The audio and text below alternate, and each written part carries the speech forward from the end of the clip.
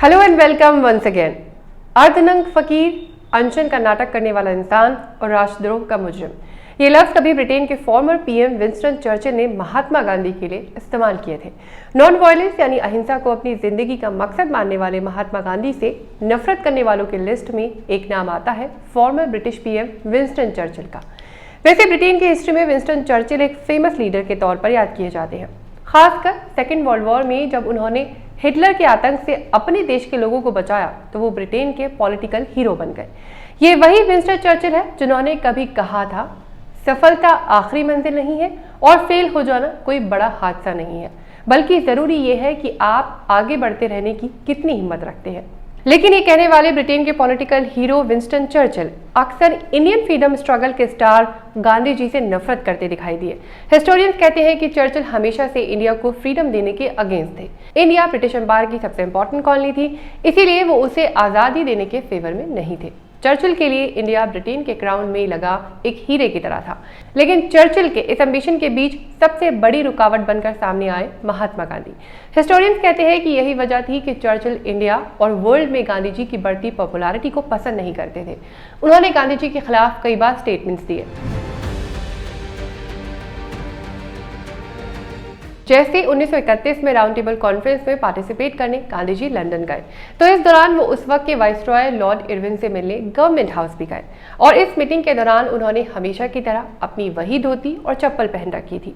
गांधी जी के इस तरह धोती पहनकर लॉर्ड इरविन से मिलने पर कंजर्वेटिव पार्टी के लीडर विंस्टन चर्चिल ने उन्हें क्रिटिसाइज करते हुए हाफ नेकेड फकीर, सिडिशियस मिडिल टेम्पल लॉयर जैसे वर्ड्स यूज किए। मिडिल टेम्पल दरअसल लंदन की सोसाइटी को बोलती है जो लॉयर्स को प्रैक्टिस करने के लिए ऑथोराइज करती है।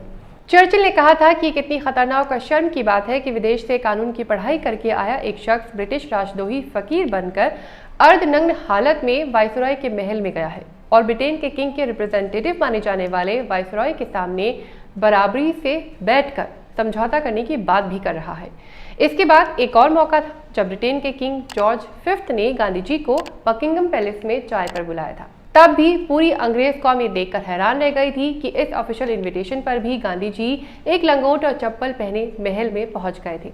बाद में जब गांधी जी से पूछा गया कि क्या इस तरह के कपड़े पहनकर महल में जाकर ब्रिटिश किंग से मिलना सही था, तो उन्होंने मुस्कुराकर जवाब देते हुए कहा कि ब्रिटेन के किंग ने जितने कपड़े पहने हुए थे वो हम दोनों के लिए काफी थे। वैसे 1931 में हुई राउंड टेबल कॉन्फ्रेंस के दौरान चर्चिल और गांधी जी को भी मिलना था, लेकिन चर्चिल ने गांधी जी से मिलने से मना कर दिया। 1932 में सेकेंड राउंड टेबल कॉन्फ्रेंस हुई, जिसमें उस वक्त के ब्रिटिश प्राइम मिनिस्टर रमसे मैकडॉनल्ड ने इंडिया के लिए कई कॉन्स्टिट्यूशनल रिफॉर्म्स की बात की, जिसमें कम्युनल अवार्ड्स यानी सेपरेट इलेक्टोरेट को डिप्रेस क्लास और बाकी कम्युनिटीज में लागू करने की बात भी शामिल थी। अब सेपरेट इलेक्टोरेट का कॉन्सेप्ट सबसे पहले इंडियन काउंसिल एक्ट 1919 में इंट्रोड्यूस किया गया था। इसके अकॉर्डिंग धर्म, जाति और जेंडर के बेस पर वोटिंग की जाती, यानी जिस जाति, धर्म या कहीं कम्युनिटी से कोई इलेक्शन लड़ता तो उसे सिर्फ उसकी कम्युनिटी के लोग ही वोट दे सकते थे। गांधी जी ब्रिटिश गवर्नमेंट के इस अनाउंसमेंट के खिलाफ थे। उन्होंने ब्रिटिश सरकार से इसे वापस लेने के लिए कहा। बात ना मानने पर गांधी जी ने फास्ट अप टू डेथ यानी आमरण अनशन पर बैठकर प्रोटेस्ट करने का ऐलान किया। इस पर चर्चिल का कहना था कि फास्ट रखकर गांधी जी सिर्फ लोगों को मैनिपुलेट करते हैं, सिर्फ फास्ट के डर से गांधी जी को नहीं छोड़ा जाना चाहिए। उन्होंने ये भी कहा कि गांधी एक बुरे इंसान है और ब्रिटिश एम्पायर के दुश्मन है, उन्हें मरने देना चाहिए। हालांकि बाद में गांधी जी का फास्ट तोड़ा गया। चर्चिल ने एक बार फिर गांधी जी को क्रिटिसाइज किया जब 1942 में गांधी जी ने क्विट इंडिया मूवमेंट शुरू किया। क्विट इंडिया मूवमेंट का मतलब था इंडिया में ब्रिटिश रूल को खत्म करना। इस दौरान गांधी जी ने डू और डाई का फेमस स्लोगन दिया, यानी करो या मरो के नारे के साथ अंग्रेजों को भारत छोड़ने की वार्निंग दे दी गई थी। अब चर्चिल इस दौरान ब्रिटेन के प्राइम मिनिस्टर थे और इंडिया को वो आज़ादी देने के फेवर में बिल्कुल नहीं थे। गांधी जी के करो और मरो के स्लोगन पर चर्चिल फिर चिढ़ गए और इस मूवमेंट के दौरान भारत में जो वायलेंस हुई उसके लिए उन्होंने गांधी जी को जिम्मेदार ठहरा दिया और उन्हें कैद कर लिया गया। हमेशा नॉन वायलेंस यानी अहिंसा की बात करने वाले गांधी जी इससे बेहद दुखी हो गए। इसके खिलाफ उन्होंने कैद में ही अनशन के जरिए प्रोटेस्ट करना शुरू कर दिया।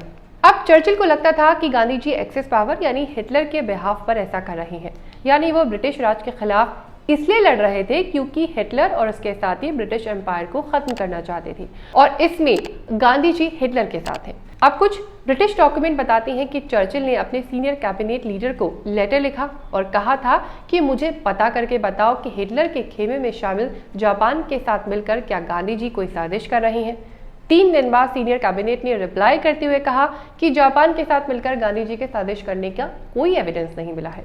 चर्चिल को गांधी जी के फास्ट रखने पर भी कोई भरोसा नहीं था।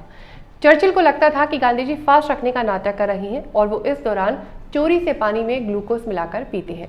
इसे कंफर्म करने के लिए भी चर्चिल ने उस वक्त के वाइसरॉय लॉर्ड लिलिंगथो से गांधी जी को चेक करने के लिए कहा। यानी चर्चिल ने कहा कि वेरीफाई करके बताओ गांधी जी ग्लूकोज ले रहे हैं या नहीं। अपनी जांच के बाद लॉर्ड लिलिंगथो ने कहा कि ग्लूकोज कंजम्पशन का कोई भी एविडेंस तो नहीं मिला है, लेकिन चर्चिल को फिर भी पूरी तरह यकीन नहीं हुआ। 1943 में इंडिया के नए वाइसरॉय बने लॉर्ड विवल। लॉर्ड विवल से भी चर्चिल ने कहा था कि गांधी जी के फास्ट रखने की वजह से किसी भी तरह का निगोशिएशन नहीं किया जाना चाहिए, लेकिन विवल को पता था कि इंडियन फ्रीडम स्ट्रगल में गांधी जी की क्या अहमियत है। इसलिए विवल चर्चिल के अगेंस्ट गए और गांधी जी को हेल्थ कंसर्न की वजह से जेल से रिहा कर दिया गया। अब चर्चिल समझे या ना समझे, लेकिन इंडिया में आए ब्रिटिश ऑफिसर्स ये समझ गए थे कि इंडिया को आज़ादी देना अब जरूरी हो गया है। दूसरी तरफ 1945 में चर्चिल इलेक्शन हार गए और उन्हें प्राइम मिनिस्टर का ऑफिस छोड़ना पड़ा। हालांकि गांधी जी ने भी अपने ही अंदाज में विंस्टन चर्चिल के फकीर वाले कमेंट का जवाब दिया था। उन्होंने चर्चिल को एक लेटर लिखा था जिसमें उन्होंने कहा था, डियर प्राइम मिनिस्टर, जैसा कि आप मुझ जैसे अर्धनंग फकीर को कुचलना चाहते थे, लेकिन मैं हमेशा एक फकीर बनने की कोशिश में लगा रहा, जो एक मुश्किल काम है। लेकिन आपने अनजाने में जो मुझे कमेंट किया है, मैं उस कमेंट को तारीफ की तरह लेता हूँ। तो गांधी जी ने भी जवाब दिया, लेकिन अपनी नॉन वायलेंस आइडियोलॉजी के साथ। वैसे हम भी कमेंट बॉक्स में दिए आपके हर रिएक्शन को, आपके हर कमेंट को इंपॉर्टेंट मानते हैं, उसे फीडबैक की तरह लेते हैं। तो आप कमेंट बॉक्स में लिखकर अपना रिएक्शन जरूर दीजिए, वीडियो लाइक कीजिए, शेयर कीजिए और ज्वाइन बटन भी प्रेस कीजिए।